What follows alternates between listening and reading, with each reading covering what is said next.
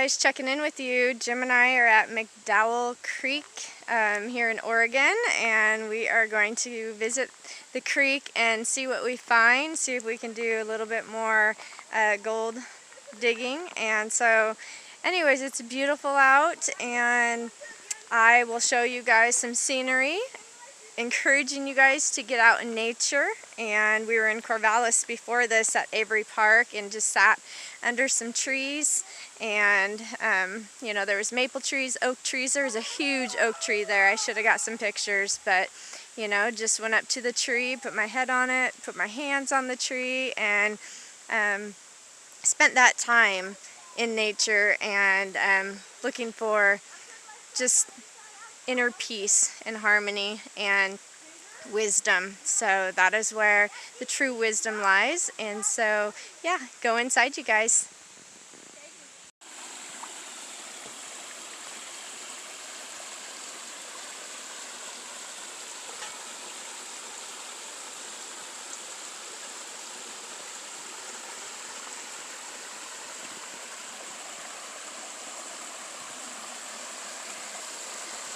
This has always been my favorite sound. When I was a kid, my mom bought me nature sounds, and out of all of them, this was my favorite.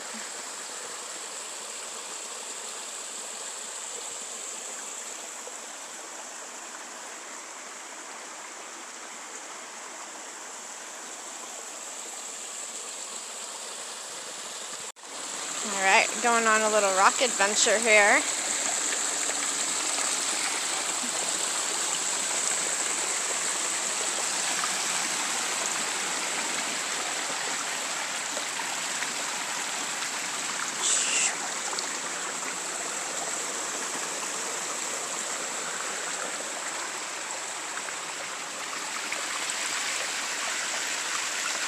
So peaceful and relaxing out here. I just can't even explain it to you guys.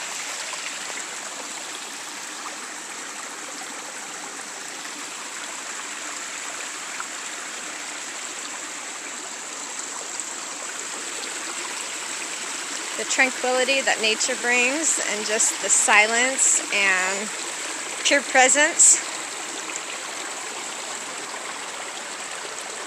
is centering.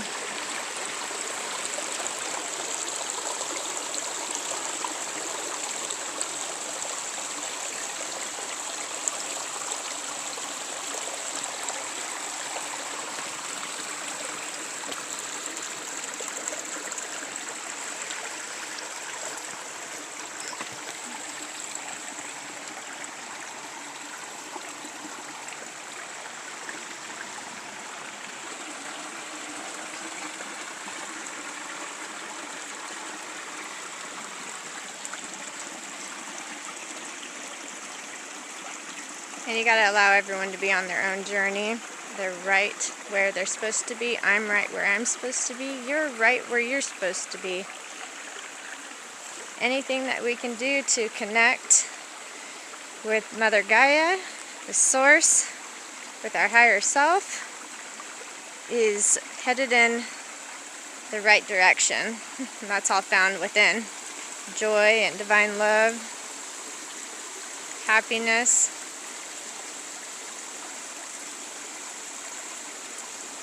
Alright, you guys, so we are at McDowell Falls, and on our walk, a family came up to us and asked if we had seen, excuse me, I've been walking up a hill, their 7-year-old son, and so we are looking for him right now. He wandered off while they were taking pictures. So I will be back shortly and fill you guys in when we find him.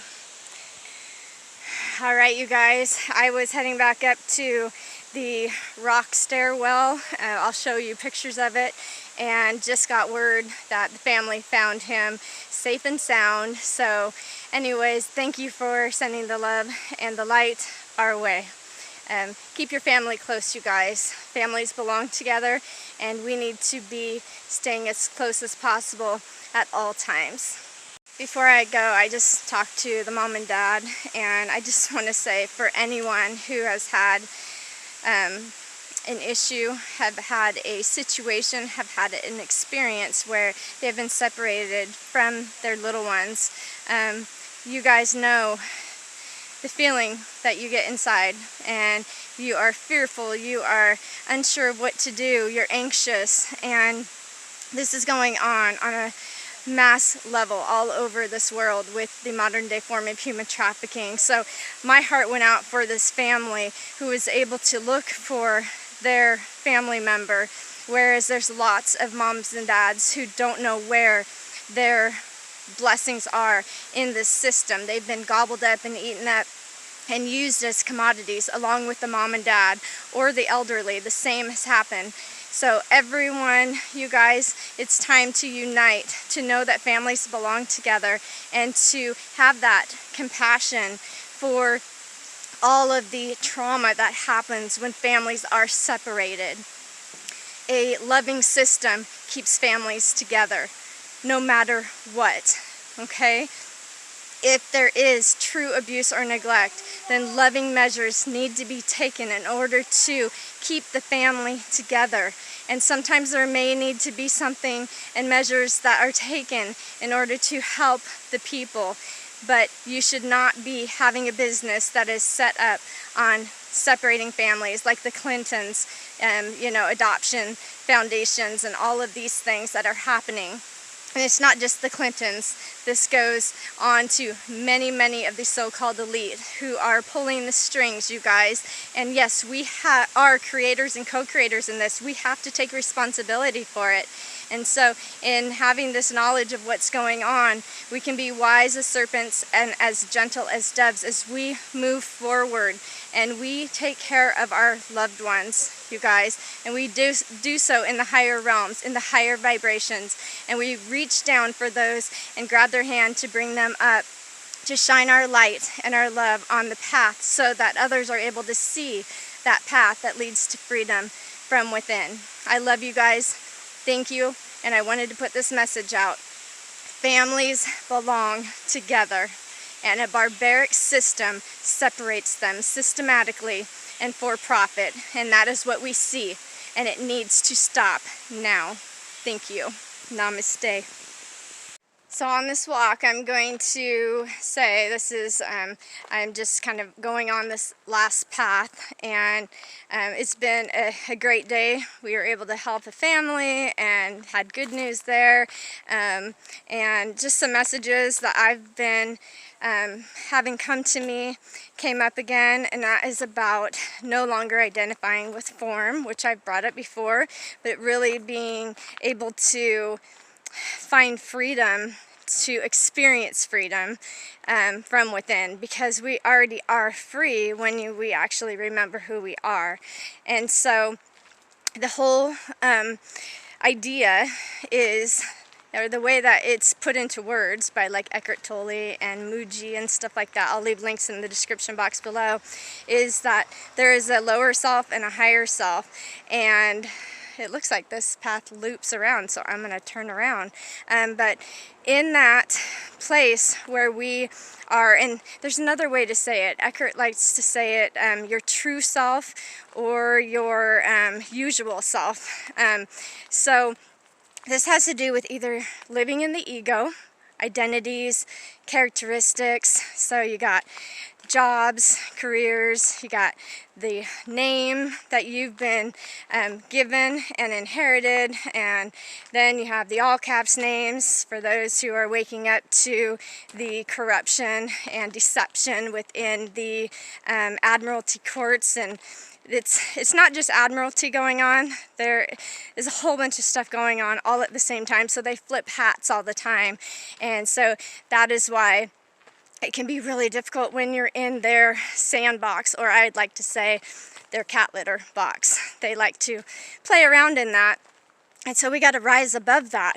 And so we don't want to be identifying with the temporal things, looking down for everything. Instead, we want to go within, which helps us to look all around.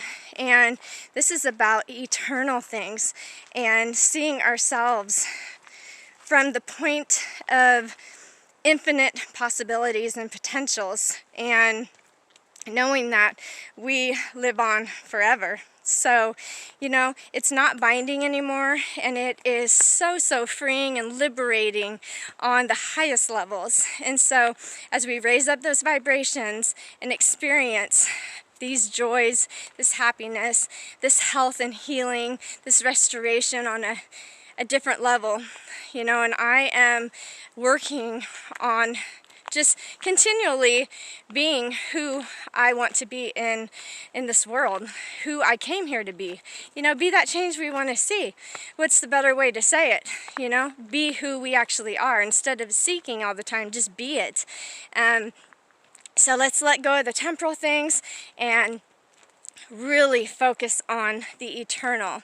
And so, yeah, I think that, you know, getting out in nature helps us to put things into perspective. It gives us just peace and harmony, and helps me to feel just love and joy for this existence, despite what's gone on in my life.